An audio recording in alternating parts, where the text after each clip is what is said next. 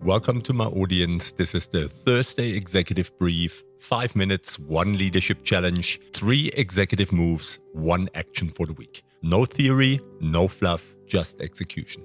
So let's get to it. Hello to my audience. Welcome back on the Executive 5. Today, you hired for potential and managed for compliance. You hired them because they challenged the room. They asked uncomfortable questions in the interview. They had opinions. They saw things differently. They spoke with conviction. They had that slightly dangerous quality every executive says they want: independent judgment. And 6 months later, they are asking permission for everything. What happened? You did. Not deliberately. Nobody recruited them with the intention of making them smaller. But somewhere between onboarding, approval process, reporting lines, meeting etiquette, performance reviews, and the quiet politics of fitting in, they learned something. The company wanted their potential, the system wanted their compliance, and compliance usually wins. So what's the challenge here? This is one of the stranger contradictions inside modern organizations.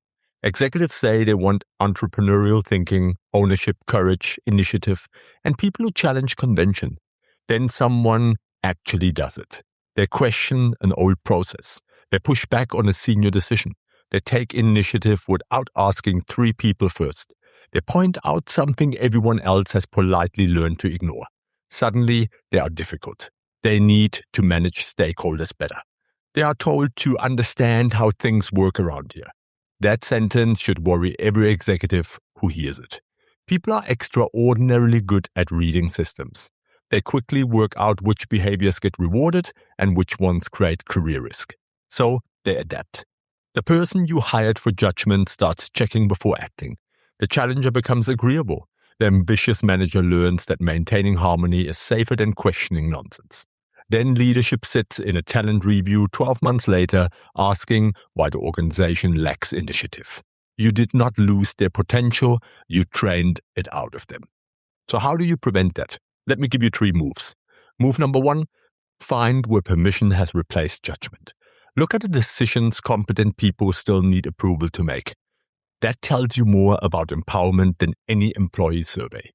Where does someone with the experience, context, and accountability to decide still need to climb 3 levels on permission? Every unnecessary approval carries a message. We trust the hierarchy more than we trust your judgment. Do that often enough and people stop exercising judgment altogether. Then executives complain that nobody takes ownership. Ownership without decision rights is theater. Move number 2, watch what happens to the person who challenges you. Every organization has a real answer to this question. What happens to someone who respectfully tells a senior leader they may be wrong? Forget the value statement. Watch the next 30 seconds. Does the leader become curious, defensive, sarcastic? Does the challenger suddenly disappear from important conversations? Do colleagues quietly tell them afterwards that they were right, but should have kept it to themselves? That moment teaches the room more about your culture than any leadership program ever will. If challenge carries social or career penalties, smart people stop challenging. The organization does not become aligned, it becomes quiet. Move number 3, reward the behavior before you need the outcome. Leaders often praise independent thinking only after it produces a win. That is too late. If you want people to use judgment, you have to protect intelligent initiative before you know whether it will work. Someone will make a reasonable call and get it wrong.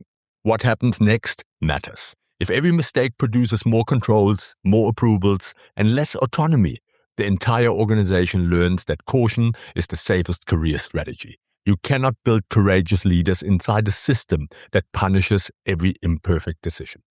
Let me give you your weekly challenge. This week, identify one person you hired partly for their initiative, judgment, or independent thinking. And then ask yourself, are they showing more of that now than when they joined? If the answer is no, do not immediately ask what happened to them. Ask what happened around them. Your best hires rarely become cautious overnight. They learn caution. 1 approval at a time, 1 meeting at a time, 1 punished challenge at a time. Eventually, the organization gets exactly what its system rewards: capable people waiting to be told what to do. And then leadership wonders where all the leaders went. I hope you enjoyed it, and I'll see you next week, Thursday, on the Executive 5. Take care.